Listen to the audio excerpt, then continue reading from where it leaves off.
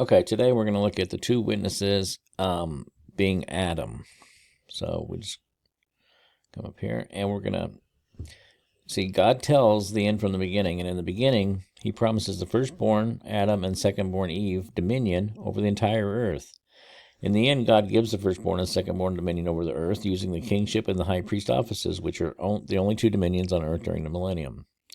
So we have established God made a covenant with Adam and Eve in Genesis 1:28 to have dominion over the earth after the earth is filled with people to create the kingdom. So we'll read Genesis 1:28. And God blessed them, and God said unto them, be fruitful and multiply. They did that. Replenish the earth and subdue it. When did they subdue it? After it's full. Have dominion over the fish of the sea, over the fowl of the air, and over every living thing that moves on the earth. People are moving on earth, so they're going to have dominion over even people. I superimpose the clothing Adam and Eve will wear in a distant future dominion of the two during the millennium. We see God's given them the covenant, have dominion over everything. This is going to take 6,000 years for this to be fulfilled. Adam's going to be the king, and Eve, the feminine, will be the high priest. And we'll see how God's going to do this in a minute. There's only two dominions on earth during the millennium, the kingship, which we know is the masculine, and the second dominion is the high priest office, which takes on the feminine aspect of the dominion. See there?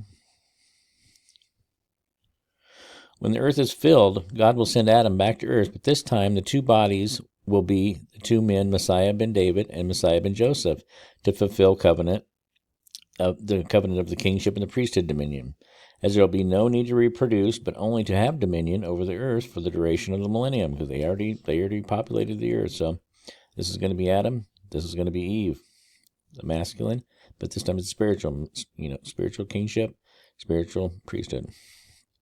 And we see the priesthood resembles the duties of a woman in a household, lighting candles, baking bread, preparing meat sacrifices, cleaning the temple. This all is spiritual feminine.